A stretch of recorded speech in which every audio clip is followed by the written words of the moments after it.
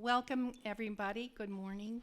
I'm going to open with a prayer, and then Martina will introduce our guests.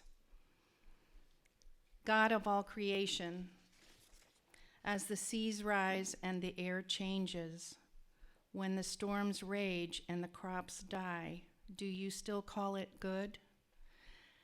Jesus, our Savior, as the birds of air change their flight and the lilies of the field are coated with dust, do you still tell us not to be anxious?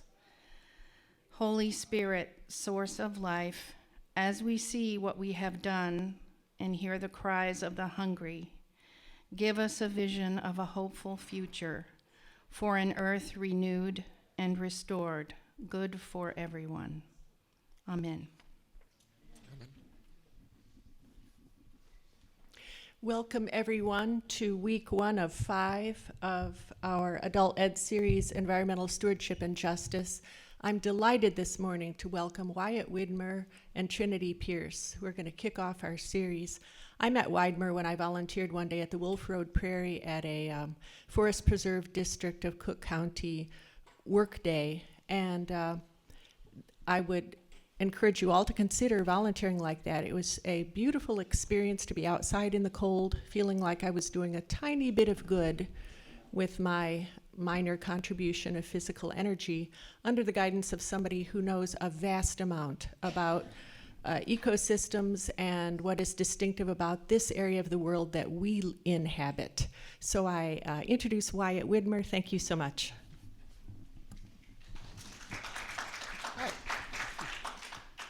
So, all right, checking. Great. That was a really cool prayer. I've never heard one like that. It was even a little bit metal. It was awesome. And so yeah, I'm Wyatt Widmer. I'm vice president at the Save the Prairie Society in Westchester, the youngest steward in Cook County Forest Preserves.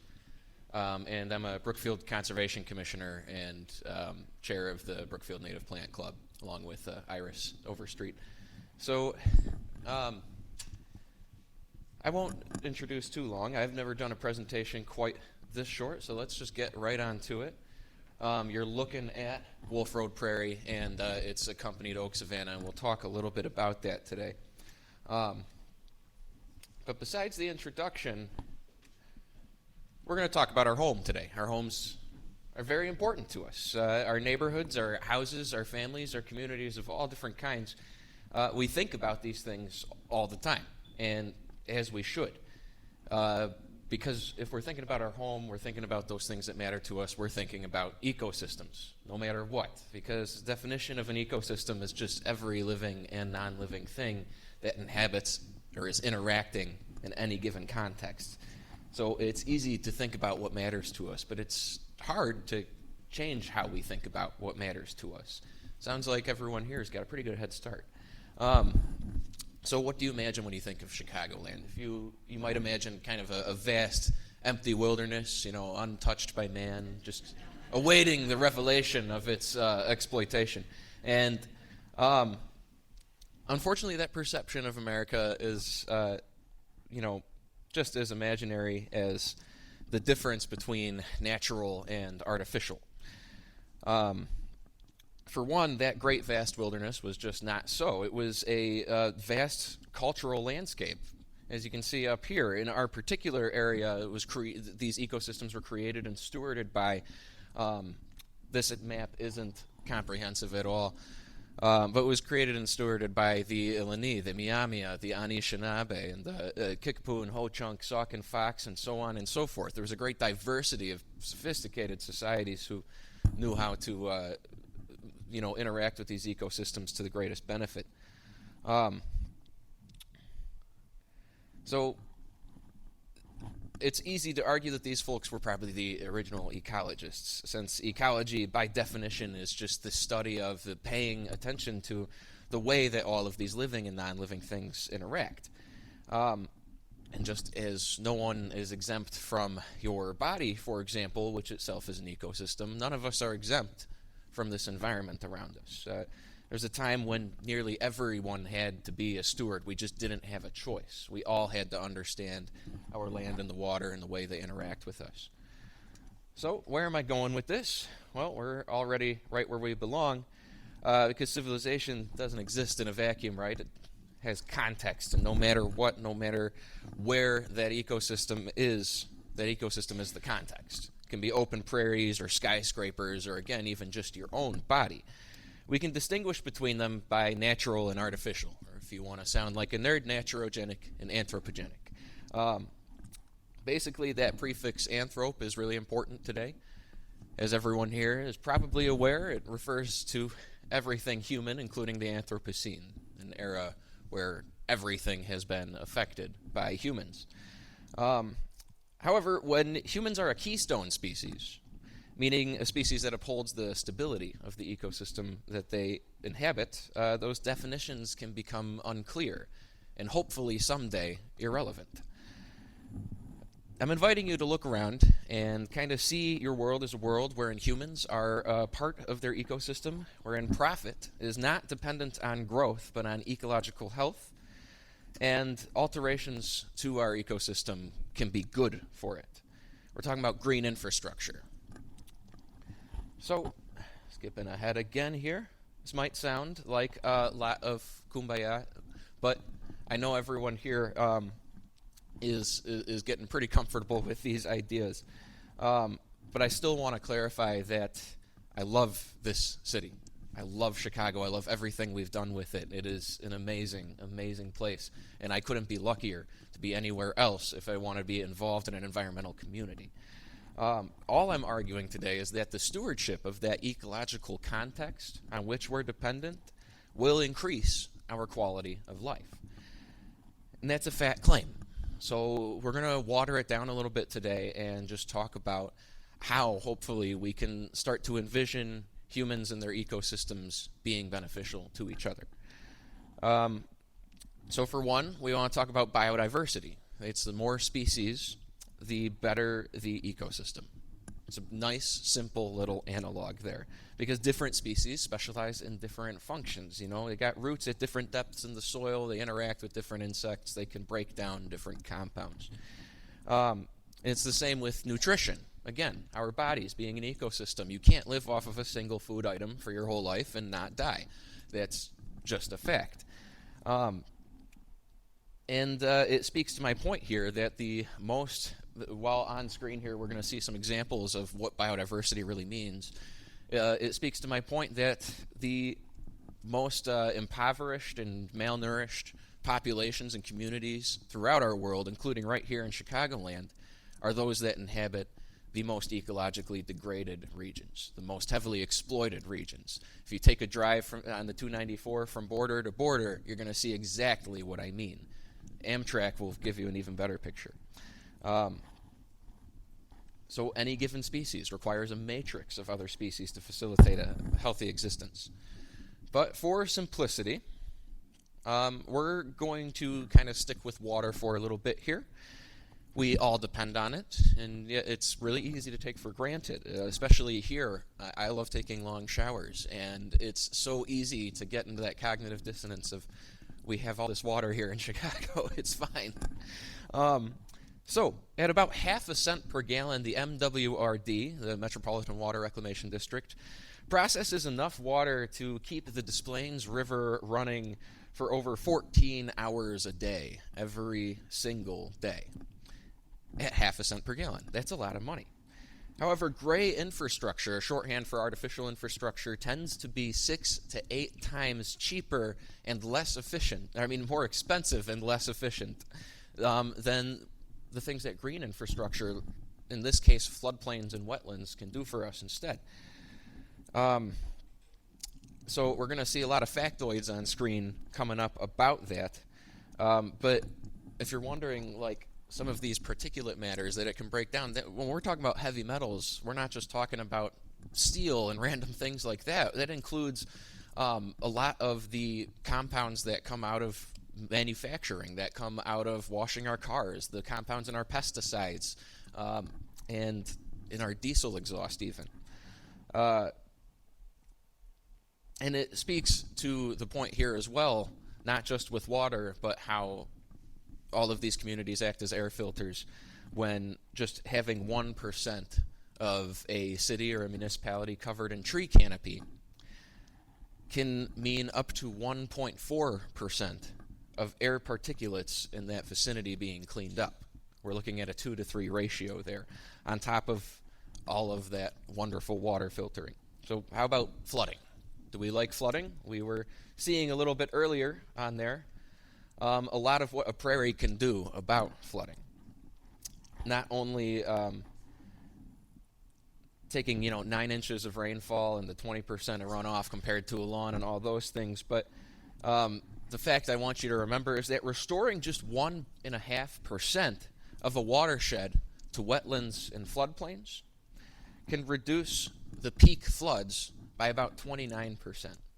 Most of our municipalities here in Cook County already have more than 1.5% of our covered in floodplain. But another part of it is restoring it, that biodiversity. So that is how we get our ecosystem services here. And because of these ecosystem services, Cambridge University study that took place over 26 years evaluating over 220 sites around the world concluded that about 70% of these ecosystems, and this is a very conservative estimate, are more profitable to us in the long term than if we were to develop them. That includes 100% of wooded environments, like those floodplains in our woodlands, of course.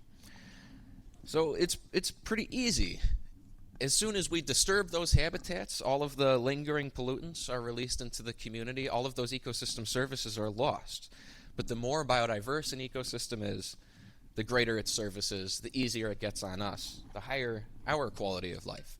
We're talking less pests, cheaper utilities, healthier and cheaper food and water, less overall maintenance, easier recreation, more access to mental health and therapy, because for some reason nature seems to improve those things. We don't understand why. But once you get out there, it starts to seem pretty self-evident. So remember that whole context thing. I'm going to try to stop touching this thing, but it's moving around a lot. I'm sorry if the little clicks are bothering. So there's a reason that these ecosystems exist. These ecosystems took a hot minute to make, like about 10 to 12,000 years, which actually is a very short amount of time geologically. When the glaciers came with all this dug up material, rocks and sediments, and then melted, leaving it rich with good soil and, as we all know from February and March, or a normal February and March, lots of water. So for a while, Hinsdale was a cold fir and spruce forest. LaGrange was a beach, and this was underwater. I don't know about you, but some of these municipalities in the lake plain are still underwater an awful lot. Basically, there was a lot of gradual fluctuations, what we call dynamic equilibrium. So there was a balance, but it fluctuated in a wide range. Warm and wet was great for forests. Cold and dry was great for prairies. But if we took all of those ecosystems that are in the Chicagoland area, within 50 miles of it, and consolidated them into a national park, we not only have the 25th largest national park, but, oh wait, what happened here? I got a little bit ahead here. Okay. I was like, this doesn't feel right.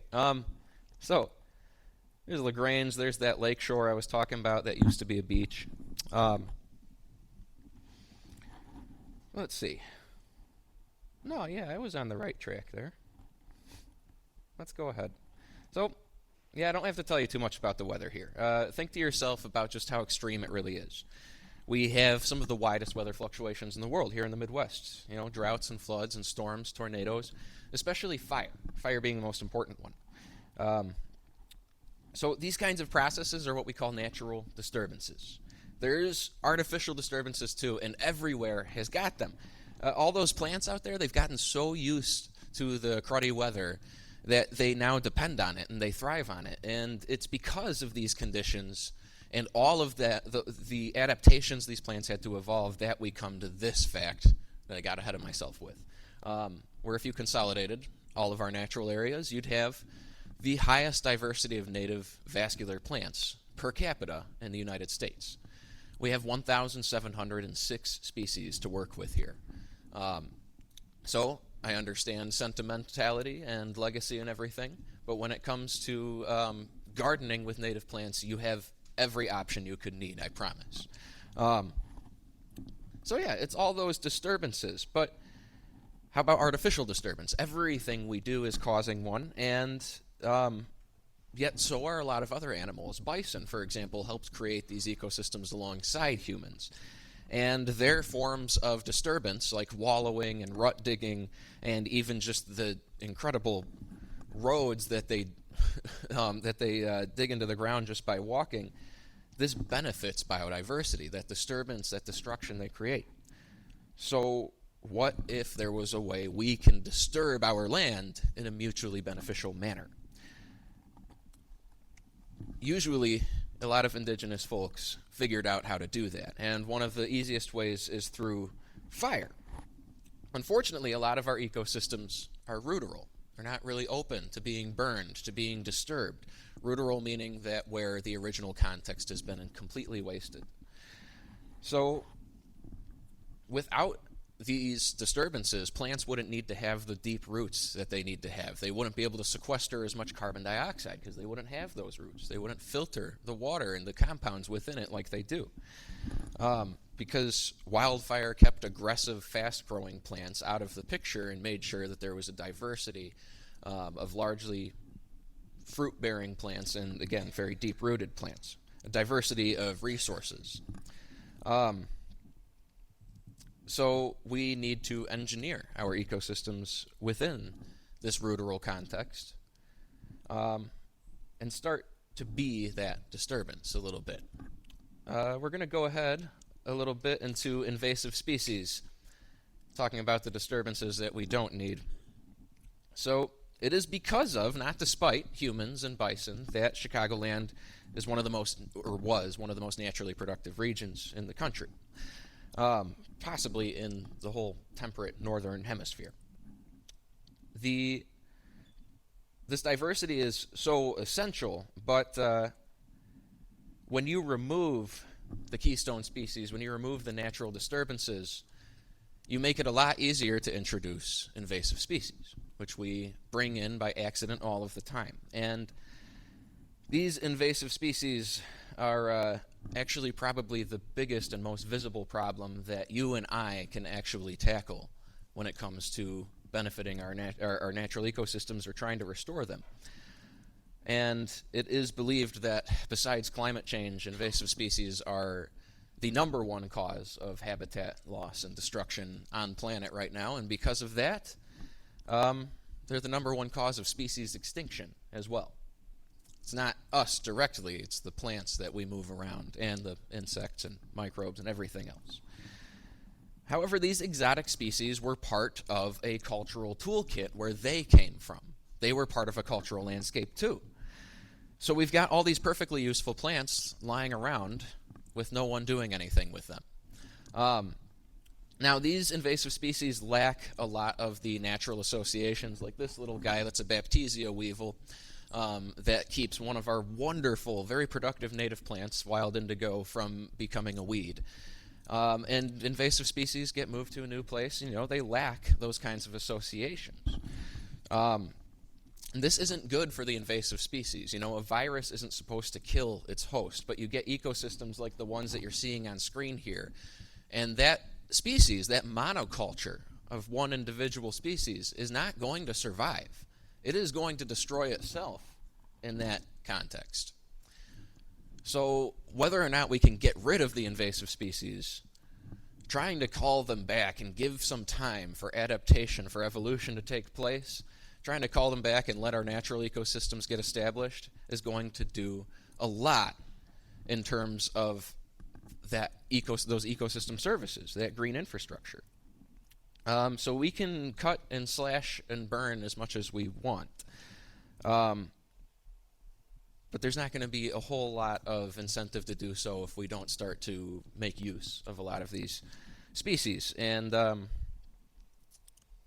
that is exactly what, with our native species, the native folks here, we're doing.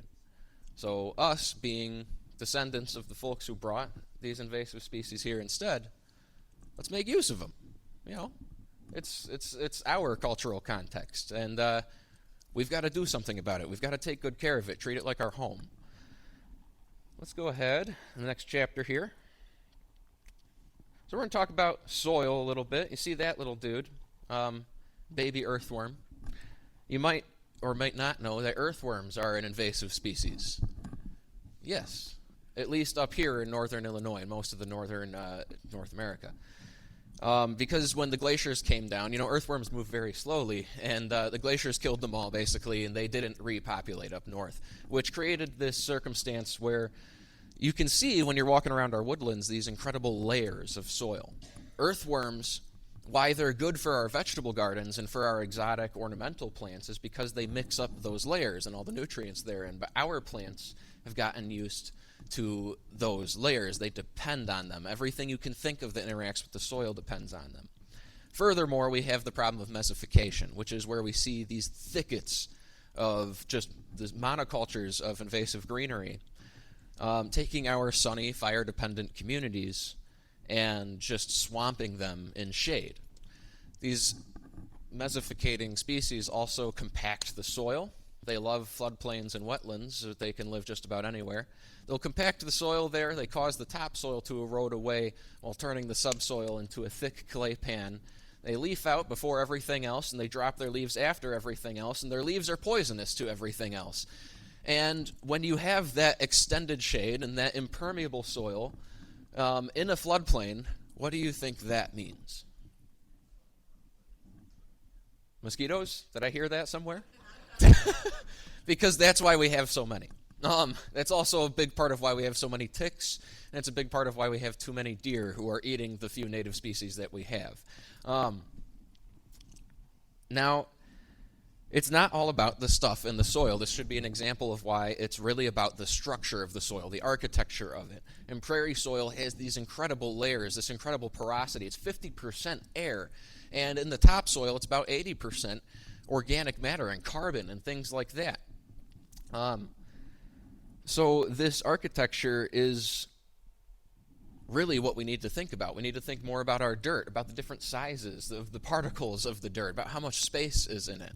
And having the right plants and the right microbes and the right fungi is going to do that work for us, which will take care of our water for us as well.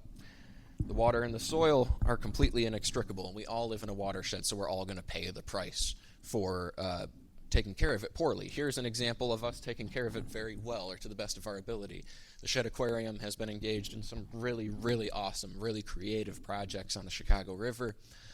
Does Chicago trees have anything to do with those projects too, or? Just ardent fans. Awesome. Same here. Yeah, it's really, really cool. I encourage you to go check it out.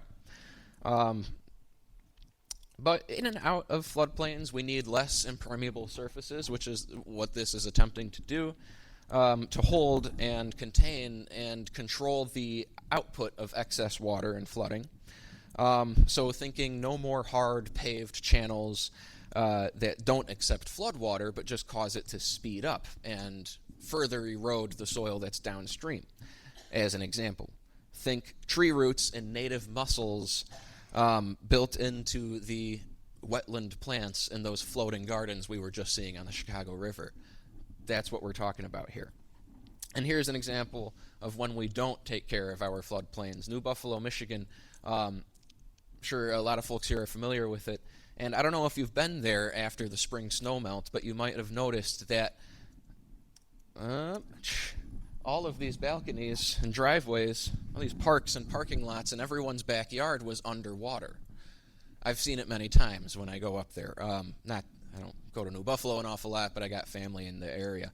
And that's because New Buffalo is at the delta of the Galeen River, which they filled with townhomes and parks and restaurants. And now the Galeen River is trying to take it back. Someday it might. So just as an example, every time that you harden a surface, that you pave a surface, or that you eliminate the vegetation there, you're affecting someone downstream. It's like in Riverside where they built the levees along the Des Plaines River. Stickney gets flooded instead, where they can't afford to do anything about it. So let's go ahead here. Here's a little example of why that soil disturbance is so important. After an ATV drove on Wolf Road Prairie 2 years later, the tracks are still visible. It's been 4 years now, and you can still see them. It takes a lot of time to make soil. So I think we're going to skip a little bit ahead here. Because how much time do we have? You said 10:05, 10:10? 10 minutes, 9. Okay. So, basically, let's skip to the part about,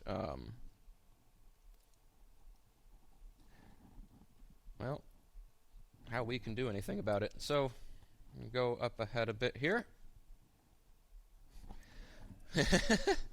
So, biodiversity is what we're trying to maximize. I'm going to skip my last chapter in here because it's not entirely relevant to this stuff. I want to just talk about what we can do and how we can change these things. These little guys, these little caterpillars, specifically associate with the American plum that they're inhabiting right now. And these oak trees that we have in our environment, all of these keystone species are an incredible way to get ourselves started. So what we want to think about when we're trying to restore our own homes into natural habitat is, of course, the biodiversity. Of course, we want to think about the soil and what's happening to it, the water, where it's going to go, what it's going to do on our property. But we also want to think about fragmentation. We want to think about genetic flow and those associations, because all of these little parasites, all of these little insects that we're seeing on the plants right now, all of the fungi and the microbes and the roots, they're what are doing all of the work. They're creating all of the nutrients that these things need. They're providing the entire food web, the entire system that will eventually generate food for you. One of the really important places to think about this, and something that we have the privilege of making in these ruderal habitats, are ecotones, trying to make transitionary zones so that species who are 10 miles from the nearest remnant prairie can hop and skip through our backyards to the next prairie, right? Ecotones are necessary transition zones between these ecosystems. If we learn a little bit about what we have on one side of town and what we have on the other, we can try to emulate what needs to be in between. And we can try to pick the keystone species that will end up making most of the legwork happen for us. I can definitely answer a lot of questions about that, but I'd rather refer you to my website and to all of these brochures that Trinity brought today. We can, you can send me any questions and emails that you have. But really, let's see.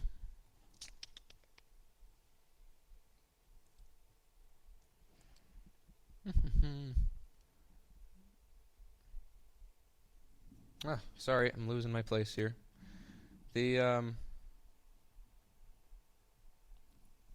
think about it this way, basically, that every single critter in our ecosystems has at least one thing, probably a whole bunch, that associates specifically with that species. Every single plant we have has an insect that's dependent on that plant. And then there's dozens and dozens more insects that can use that plant and a bazillion others that are going to facilitate that exchange. And because of this, we can try to decrease the effects of that deep fragmentation that we're experiencing. And we have, as you can see here, a lot to work with. The thing about destroying all of the context and all of the original ecosystems is we get to choose. We have a lot of freedom here. We can be very, very creative in engineering our ecosystems and figuring out where they're most needed. How does the water work now? What's the soil like now? It's completely different from how it ever was, and we're not getting that back. Instead, we're using these ecotones, these ecosystems, the organisms in them as a reference to understand how to engineer our own new ecosystems that are going to work for us and connect these old remnant ecosystems and keep them resilient, make sure that they can evolve and adapt to this changing future. There's a lot that we can do besides taking care of our own land and our own water and teaching everyone how we do it. But I'm going to kind of wrap up right there. What I encourage you to do is to go ahead and grab one of my cards. There's a QR code on there, and if you go to my website, I'm compiling on both the FAQ page and the resources page just glossaries and thesauruses and tons of links to websites, to organizations, to brochures and other literature that's designed to help people like you and me, not scientists, and restore our ecosystems and interpret and diagnose our ecosystems. And of course, I'm always there to answer questions. That's what I want to make my whole life about, is just teaching people how to take care of their own land so that they can take care of each other. And what I encourage everyone here to do, as it sounds like they're thinking of a lot of ways to do already, is trying to get that knowledge and those skills to the people who really need them most. The people in the most ecologically degraded regions, the people with the most monocultures, with the least biodiversity. We need to make sure that our money and resources and all that defragmentation is going to them. If you want to know a lot about how to do it, I got some recommended reading. Again, go ahead on my website and it can link you to all kinds of sources there. And if you ever want to, I am an ecological consultant and a restorationist myself, and I make a whole living out of helping people do this on their properties to whatever, your needs may be. So that's about it. Thank you so much. Yeah. Unplug. So Yes, of course. Begin plugging in Go. while people ask you questions. So while Wyatt's unplugging, we'll have a short Q&A. I do want to point out that there are resources on the table. One of them is, if you aren't affiliated with a organization or institution, you would like to know about the environmental sustainability Institute. There's a sign up here and a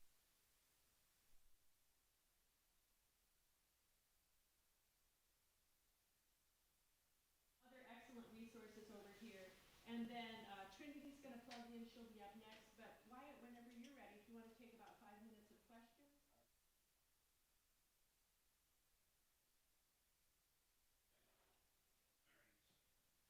Get this back.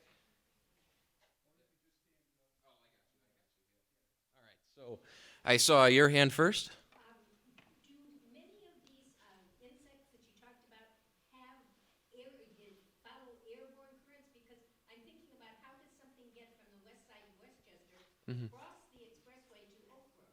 And that's a great question. Yeah, the expressways are some of the biggest. Oh, so the question was, when we have these barriers like expressways and things like that, how does, for example, an insect species, does it travel on wind currents? How does it get from one ecosystem to another? And that is one possibility, is that they travel on wind currents, but the expressways make some incredible barriers. The truth is, it's not well studied. Insects are very difficult to track. What we do know is that somehow they make it. And I've seen it myself quite a few times as native gardens became more prevalent in my town, I started to see species of insects that I'd only ever seen on remnant prairies and remnant ecosystems before. Yeah, wind currents are a big part of it, but really it's just year by year moving from garden to garden to garden, and then a few lucky ones not getting hit by a car. It's not very well understood. Next one.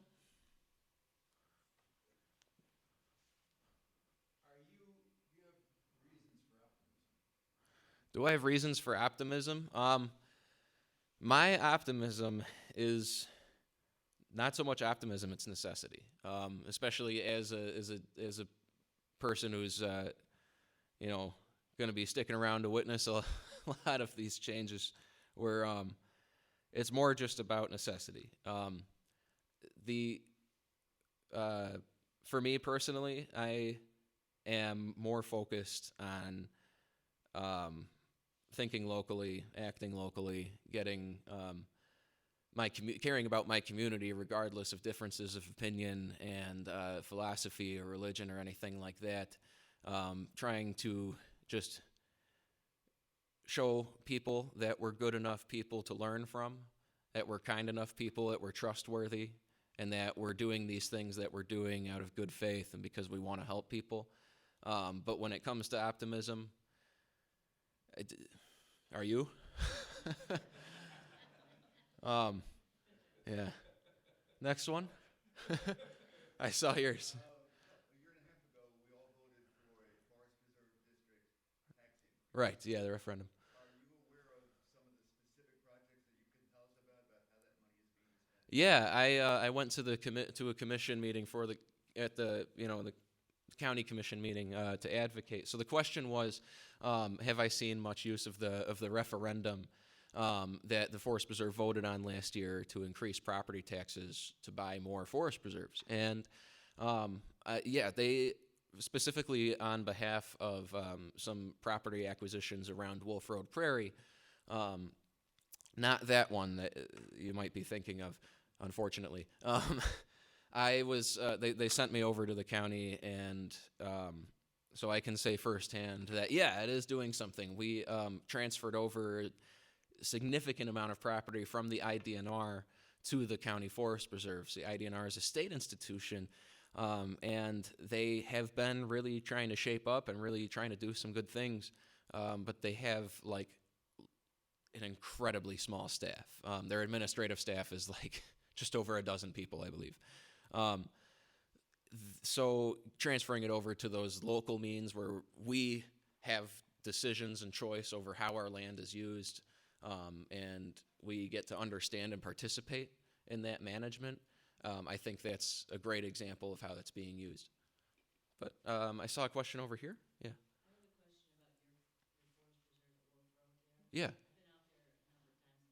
your forest preserve at Wolf Road there. Yeah. I've been out there a number of times and enjoyed it and saw the sidewalks. Yes. And I never saw the woodcock. So can you tell me why it has sidewalks and how I can see the woodcocks without disturbing? All right, so the question is, why does Wolf Road Prairie have sidewalks? Who here has been to Wolf Road Prairie? Show of hands. All right, yeah, good bit of you, good bit of you. And how do you see the woodcocks, the famous? So the first question, why Wolf Road Prairie has sidewalks, is because of my great-grandmother's second husband, Dick Mills.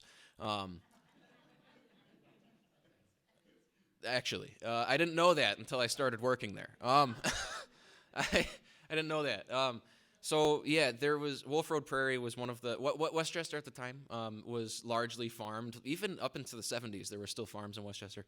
They were trying to build more developments, and there was a streetcar line, and there was plans for one, and they were trying to link up Westchester like this luxury suburb to Chicago.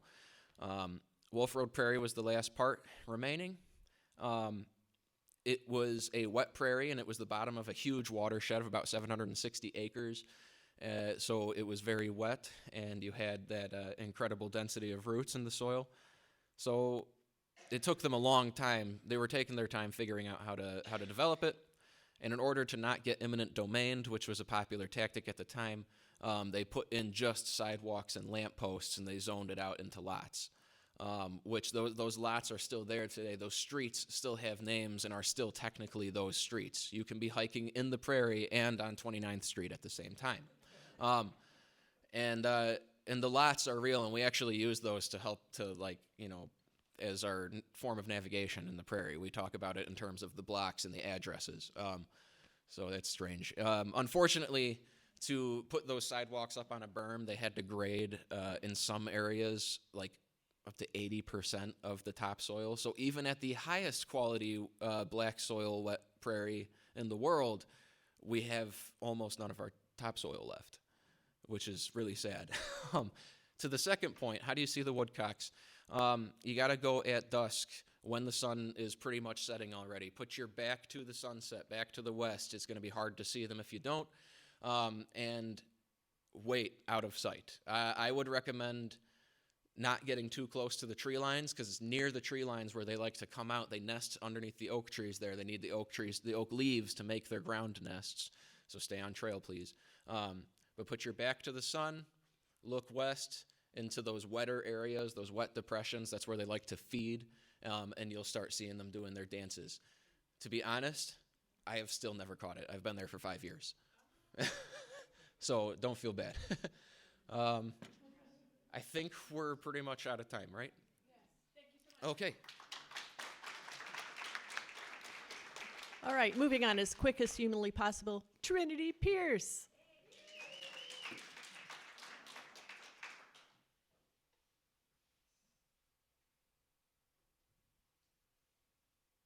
Thank you very much. Is that on? Oh, there we go. Okay. Thank you so much for having me. It's wonderful to be back in the church I grew up in, seeing family and friends. And thank you, Wyatt, for that comprehensive, wonderful presentation. Very thought-provoking. Unsurprisingly, we share many similar themes. So I am the stewardship manager for the Chicago Region Trees Initiative, based out of the Morton Arboretum in Lisle, Illinois. Very excited to talk with you today about community engagement, needs, and opportunities around stewardship. We'll start with an overview of the Chicago Region Trees Initiative, or CRTI. We'll then dive more into our canopy data and lingering inequity. And then we'll focus in on some great plant recommendations for Northern Illinois, and finish with engagement opportunities.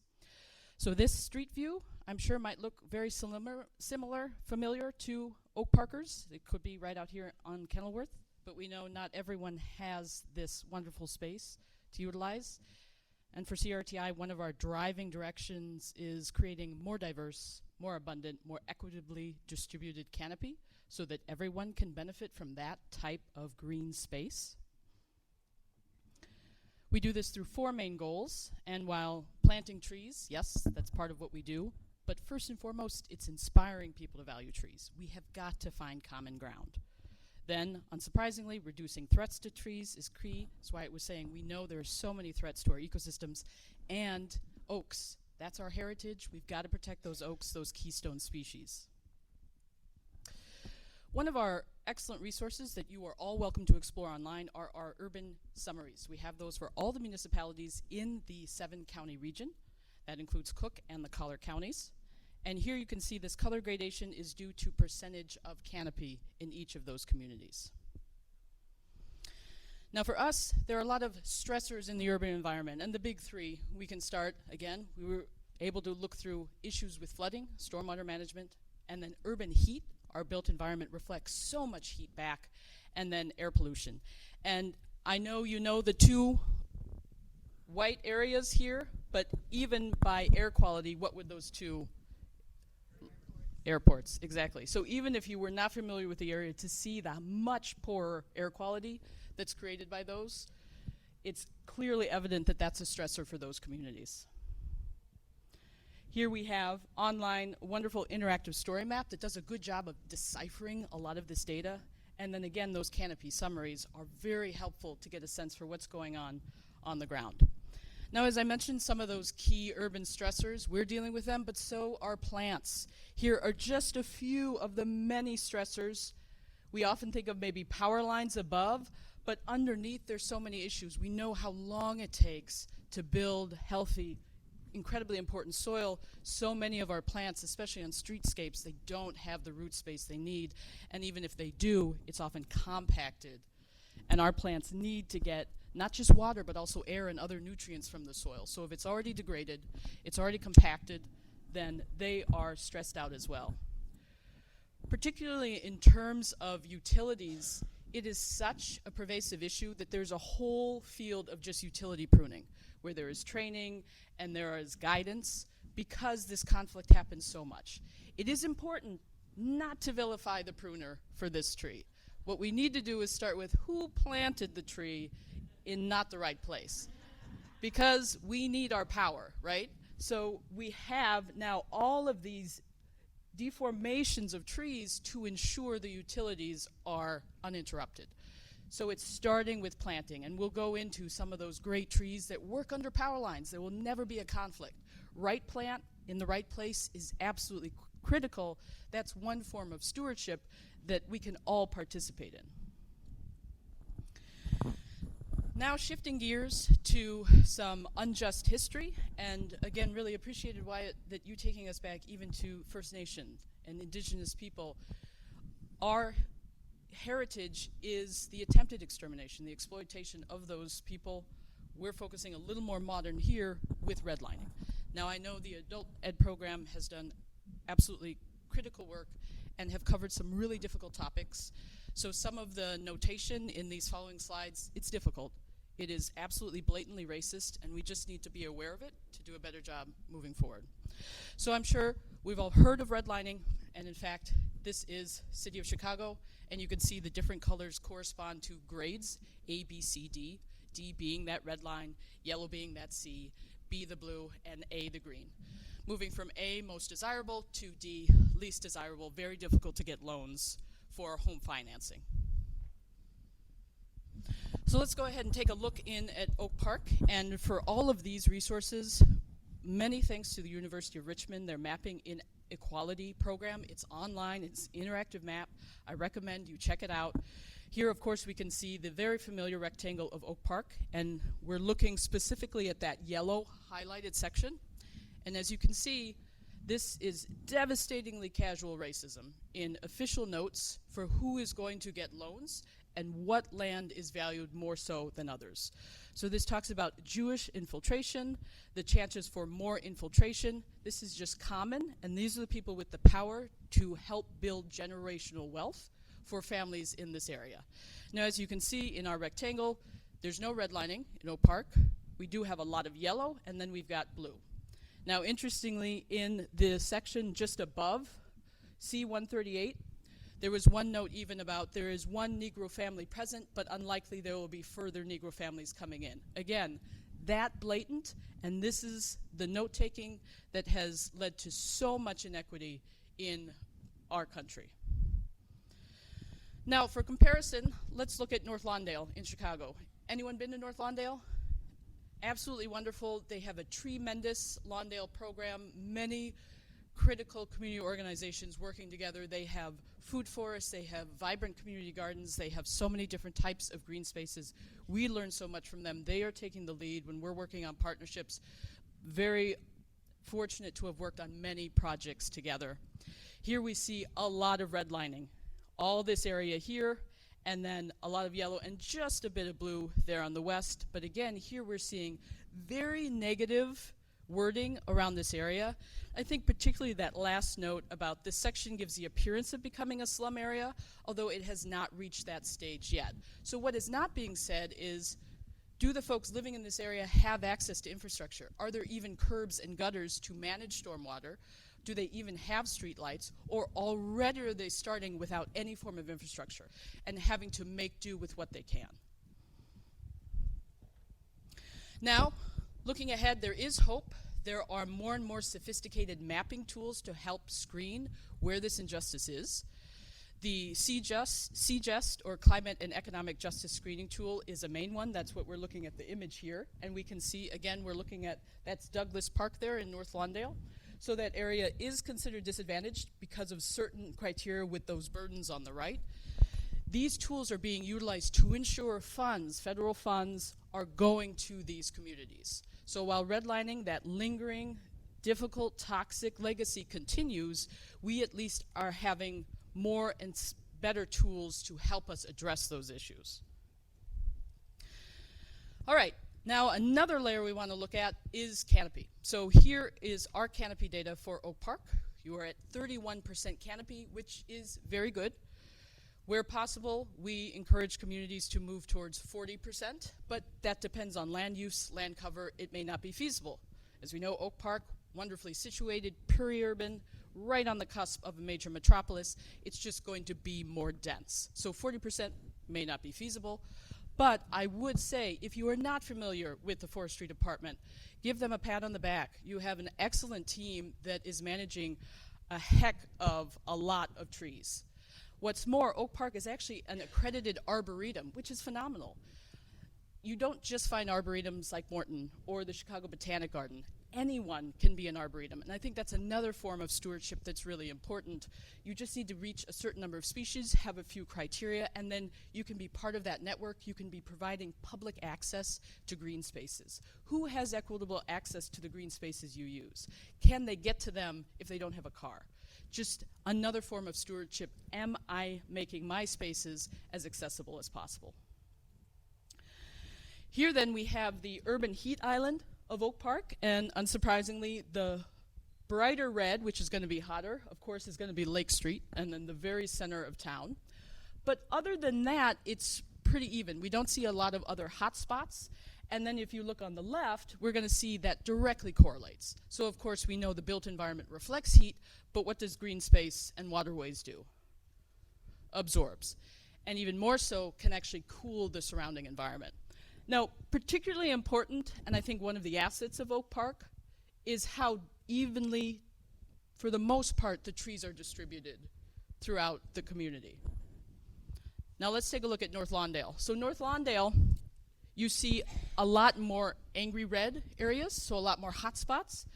But then, again, as I mentioned before, North Lawndale has Douglas Park, and you can see a lot of the trees are concentrated in that area. And then here, too, I don't know if you can see my cursor, we've got part of the Chicago Boulevard, those very large, 30-plus feet wide, that runs through. So if you happen to live on the boulevard or near the park, you are benefiting from all of those services, all the wonderful aspects of that green space. But if you're out farther here, you really don't have much reprieve. So we don't see that equitable distribution of trees we saw more so in Oak Park. Anyone want to hazard a guess at the canopy percentage for North Lawndale? 18%, nice. I got a 15 and a 20, so perfectly between. 18%. So 18%, we know that means if, like that storm we got a couple weeks ago comes through, North Lawndale, even if we lost the same number of trees as Oak Park, it's that much harder to bounce back. And then cascading failure, as it's so much harder to get back to a point where you can be trying to move forward and you're just reacting to these losses. Yes?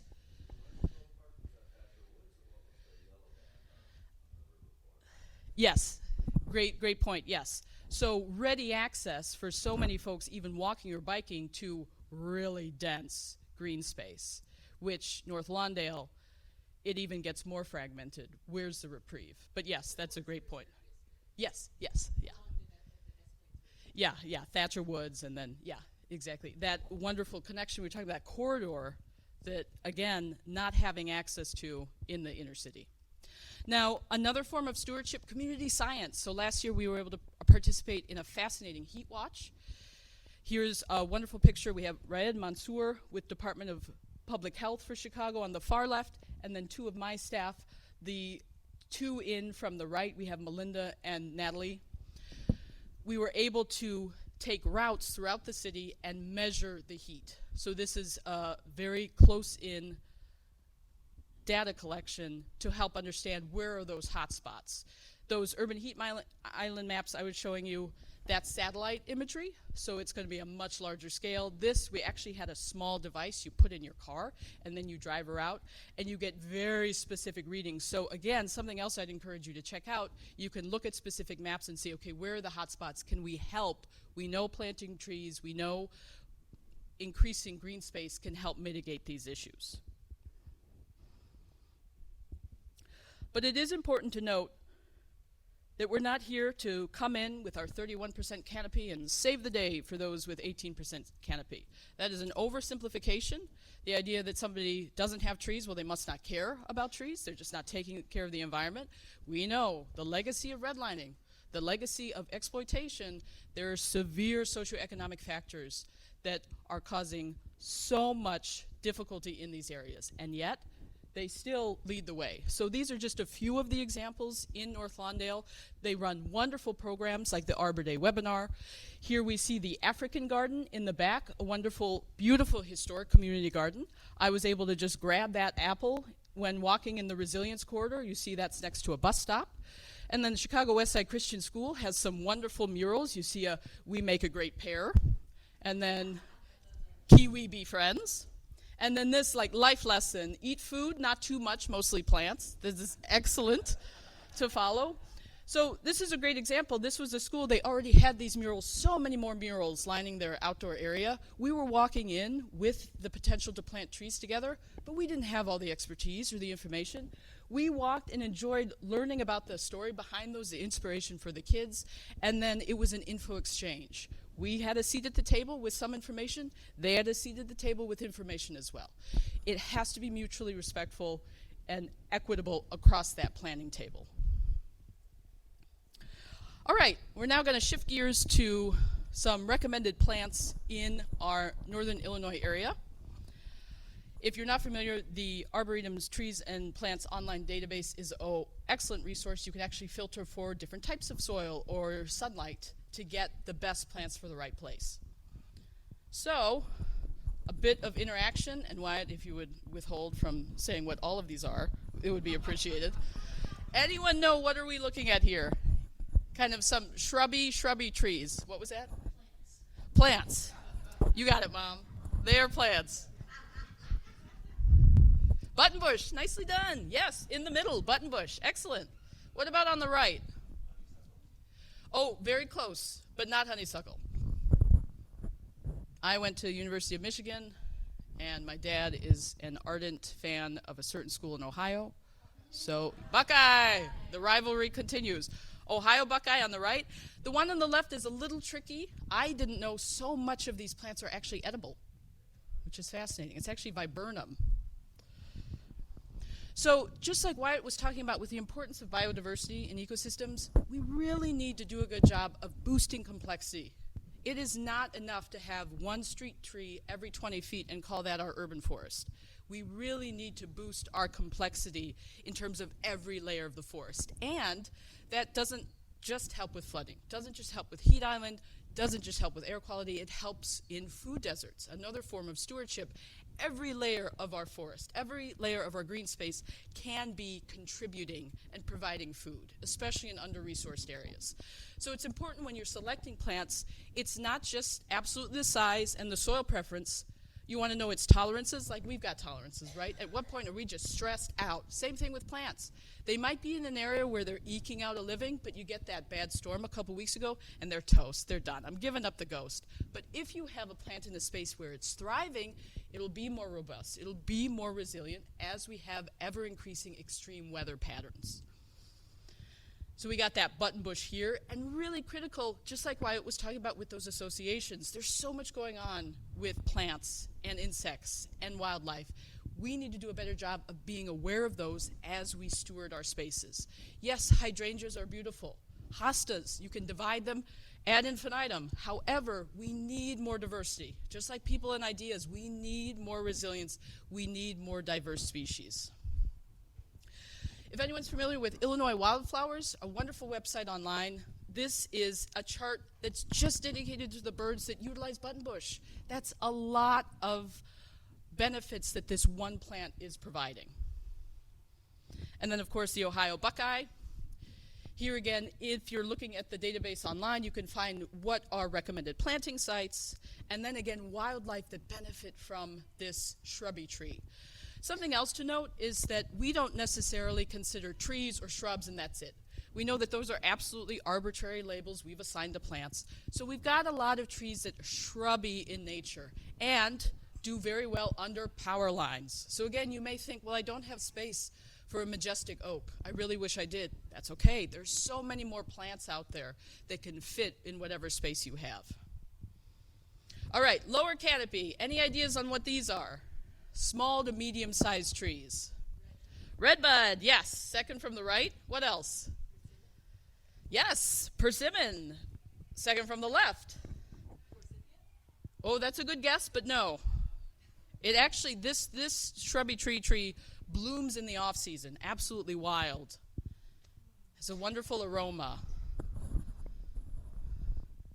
Witch hazel. Thank you, Wyatt. And what about the one on the far right? I think it has more startling fall color than any maple. Is it a sand cherry? It is not, but another great guess. It's actually Tupelo, or Nyssa sylvatica. So an absolutely wonderful native species, a little lesser known. On that point, again, diversity, I recommend if you love maples, I understand they're beautiful, but consider planting a non-maple in the future. We have just way too many maples. Nothing against them, all right, but we need to diversify. All right, so here's that witch hazel again, really important asset in that it can handle to full shade. So you got a dank, dark corner of your yard or community garden, all hope is lost. Consider witch hazel. Redbud, you know, utilized as a specimen plant often, but it actually will hold on to kind of forest preserve district, that edge of forest preserves. It doesn't need a lot of sunlight. In fact, it can crowd out oaks. But when you're driving through the forest preserve in the spring and you see those pinks, it is more than likely redbud. Anyone know why it's so startlingly pink in the spring? Something about its phases, when it flowers versus when it leaves out. It does, and it actually flowers on the twigs. So there's no leaf contrast, it's just fiery balls of pink, and then the leaves come out, which is pretty fascinating. Also, as noted here, edible. So many aspects of it are edible. Again, increase that complexity in your stewardship. Just open your eyes to all these potentials. Persimmon, not well known. It's a hardy fruit-bearing tree. It's not like our pears or apples that can be finicky at times, need very specific pruning. Persimmon, pawpaw, serviceberry, these are shrubby trees that do very well in our area, and you can eat those persimmons right off the branch. When they're ripe. Right, which is like a very short window, right? So you gotta watch it like a hawk, try and beat the raccoons, then they're delicious, yes. So something else to note, all of these plants I've mentioned have their own web page on the Arboretum website.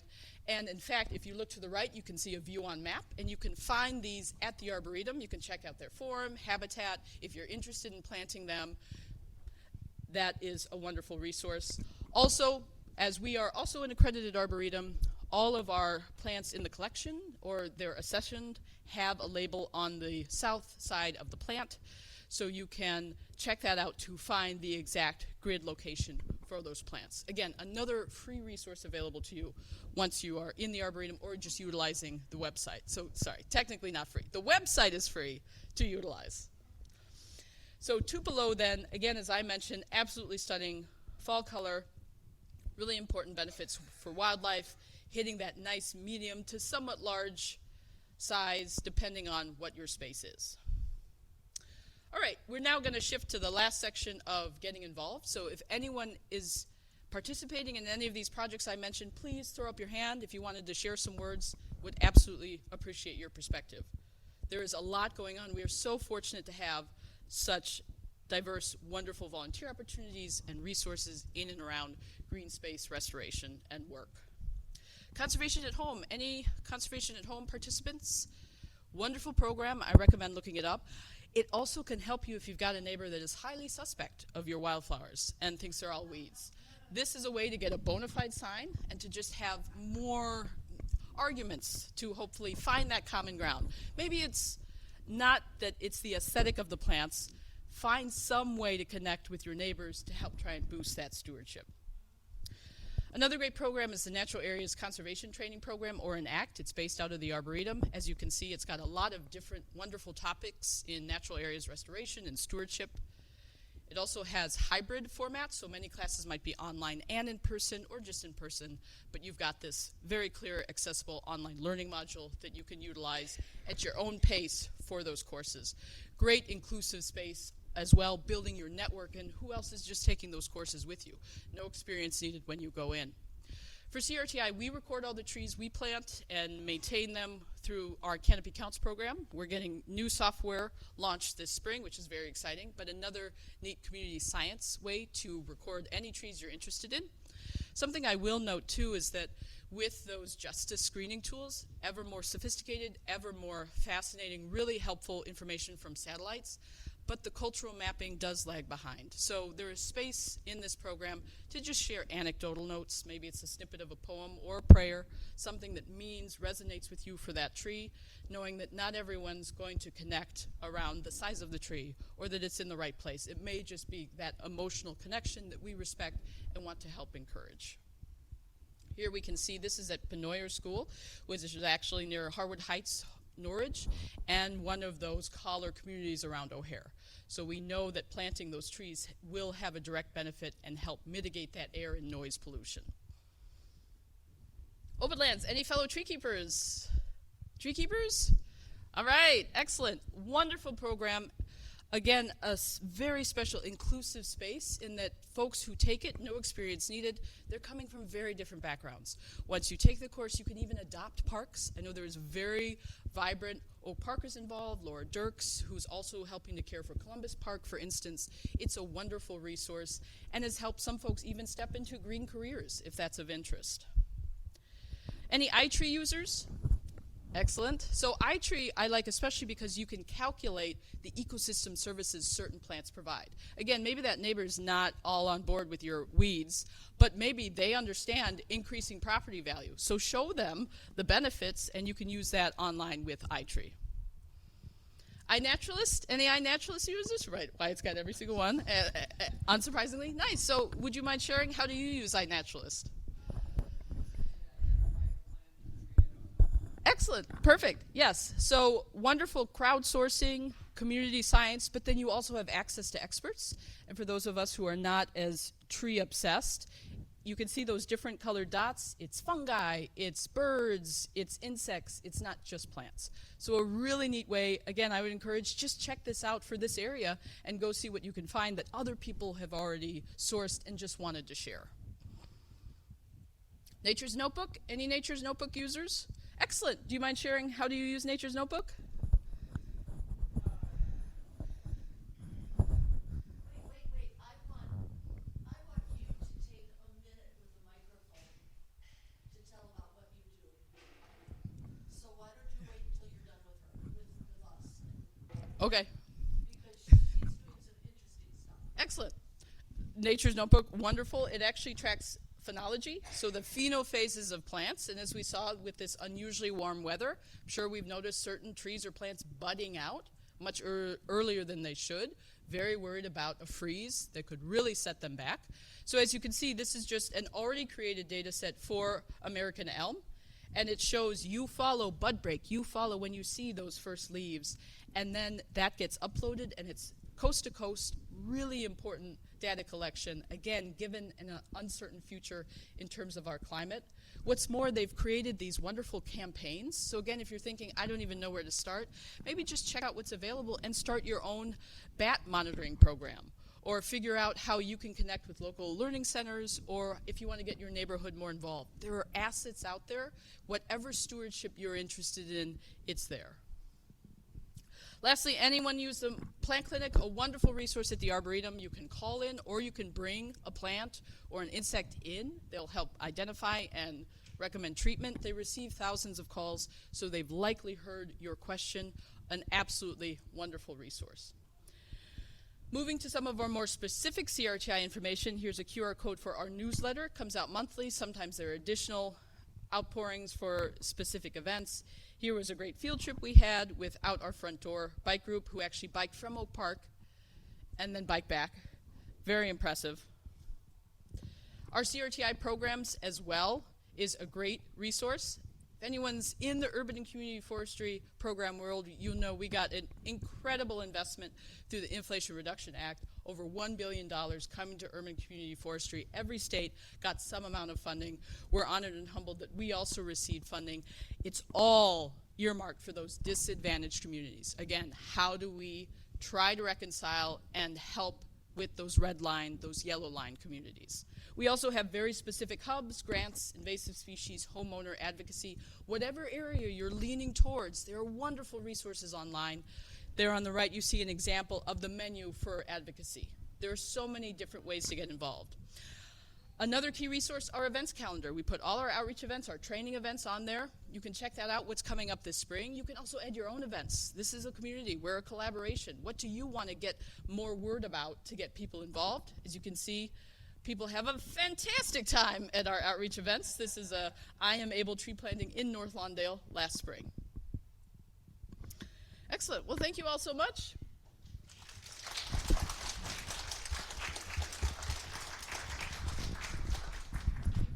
Would you mind coming up and just use the microphone there? And tell a little bit about what you do. So I'm a floodplain specialist, and they used to concrete and channelize water so it wasn't a problem, but the whole greenscape thing is taken off. So I work for FEMA, and we have money to spend. And so there's pre-disaster grant money and post-disaster things. So it's a very interesting intersection. And with this administration, they created a whole climate justice department, which is looking for avenues to spend that money. So it's interesting nexus. So, yeah. And the Nature's Notebook I know more about in New England because everybody has a lilac bush. So they know when that first bloom opens, and then they chart it year to year. Interesting. And they get all these people calling in saying, I saw my first bloom, I saw my first blossom, and then they can map it. But I also know about the snowy owls. They do use it for the snowy excellent. owls. Awesome. Yeah. Thank you so much. Yeah. Rich? There's been a massive, of course, die-off of ash trees in forest preserves. And there's been forest preserves that are all on the ground, you know. And I'm a vigilante kind of guy, willing to do strange things. And it seems like nobody's going to intrude if you plant something in a forest preserve or even in a park in certain areas. I mean, you go in at midnight, you can plant a tree. Right. Actually, you might not want to say this around me. But are there things? I mean, I'm appalled by certain areas that I go into that are just like terrifying. And resources to reforest this must not be on the map. But what can be done? Anything? Is there anything? You can even just tree seeds, or I mean, can't afford saplings. But I mean, are there things? So the question, what can be done about forest preserves that seem to be lacking care? A lot of dead or dying ash trees. And Wyatt, if you want to come up at any time, please feel free. Get up there and be part of this. I would say that, 90,000 acres, every forest preserve does not have a dedicated steward, but those that do, they're absolutely phenomenal volunteers that are working. I would say, though, too, that it helps to kind of change our frame of reference, that those down logs are actually providing a service, and that is just a natural process. I will say, though, that diversifying is key. So we do have so many dead and dying ash trees. We have more maples than we ever did of ashes currently, so we have got to diversify. But I'd say, if you are concerned about an area, even checking out, does it have a steward? Can you volunteer? If not, even considering becoming a steward of that space. That would be my recommendation. Stewardship is free. You don't have to pay anything for it. There's no qualifications. They give you all of the qualifications. So if a site lacks a steward, they are incredibly open to getting someone trained up as one. It does usually take a few years of volunteering and stuff, but if you've already just over the course of your life gotten hours and everything, then you're good to go. You can just start taking classes. As to the guerrilla gardening, the rogue stuff, I am a representative of the forest preserves, so do not tell me you are doing that. And I will say I do highly recommend against planting in the forest preserves with plants that were not sourced from that site. There isn't a lot of scientific studies to back up like ecotypes and genotypes being that important. It's kind of inconclusive, and it's a highly contextual basis. But if someone were to be trying to do guerrilla gardening in any kind of natural area, I would recommend they propagate the plants within that natural area on their private property. Which is practically free to do, and I'm very experienced in doing so, and then bring them to that natural area. But I would never do that in a forest preserve. I would never, ever.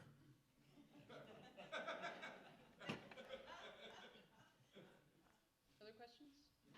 I just had a comment that, Penny and I now live in Brookfield, which is really awesome because we're right by the Salt Creek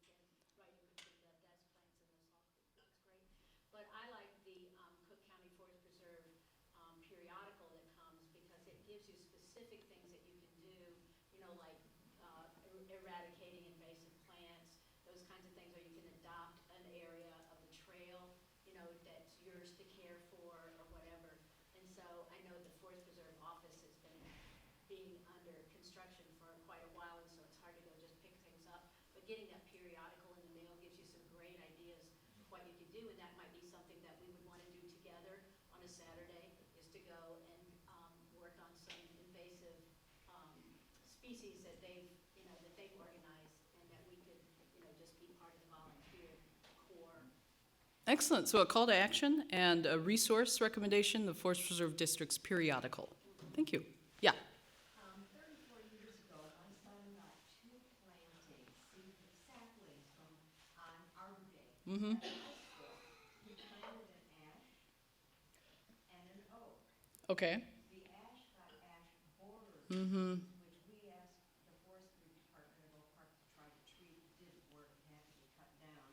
But is that ash borer disease what's killing ash trees in the forest preserve? Yes, so the question was sharing that 30 years ago? 34 years ago, got Tree is gorgeous in our backyard. wonderful Arbor Day Foundation seedlings, you know, those that come in the mail. So you got an ash and an oak, so 50-50, right? So the ash unfortunately did succumb to emerald ash borer. So yes, our ashes have been decimated by emerald ash borer. That is an insect. We have so many dead or dying standing ash trees, and as you can imagine, again, Oak Park being able to adjust and treating certain ash trees, may not be able to treat all ash trees, but North Lawndale not having those resources, not having the capacity to do so. So again, we see a invasive species that's causing a lot of destruction, and it's being felt more in those under-resourced areas. So it's a great point you bring up. Before ashes, does anyone know what was blanketing our communities? It was a beloved tree. Elms, yes. And what got elms? Dutch elm disease. So what did we do after having a monoculture of elms, just about? We planted a monoculture of ashes. So we have to learn from these decisions in the past, and we have got to diversify beyond, you know, non-maples. That's really important. Chestnut trees, numbers are at like 4 billion, and whole economies based on chestnut trees that a squirrel could jump from treetop to treetop all the way down the East Coast, and we don't even have that kind of in our modern psyche, realizing the devastation, the absolute cultural shift, and that's chestnut blight. So again, there have been so many cycles of devastation. We all can do more in terms of stewarding, diversifying, supporting our urban community forests and natural spaces. Any other questions? This isn't a tree question, it might be a shrub question, but there's been a lot of growth of urban gardens. Mm-hmm. You know, especially in the city, where there were just like a blighted place where there was no, you know, they had to tear down. I was wondering how that affects, because there is a lot of growth, how that affects what you're doing with trees and shrubs. So the question about seeing more shrubs planted, especially in more dense city areas, and how does that kind of affect or benefit? It is a benefit, absolutely. For us, anything that hits 10 feet or above, that's contributing to the canopy. So a lot of larger shrubs fit into that. Again, it's not just those towering oaks or elms. Every plant contributes. I'd say a lot like that African garden I mentioned. There's so many gardens, even just in North Lawndale, that decades worth and really vital. So they have the complexity. They're the model to follow. But I would agree, it really helps the more you can get away from those simplified kind of raised bed, turf, and trees. It really needs to be shrubs at every single layer, the ground cover, the vines, the grasses, the sedges, removing turf where possible. That all contributes. So that's a great point. Yay for shrubs. All right, I think we're done. Thank you, Wyatt. Thank you, Trinity. What a beautiful launch to our 5-week series. Next week, Professor Tim Helline, I think that's how he says his name. He's a biologist from Loyola University. His specialty is plastic trash in freshwater streams, but he knows a lot about all kinds of trash. There's literature on the end of the table giving information about all the sessions in this season. Grateful for your presence. Please spread the word. See you next week.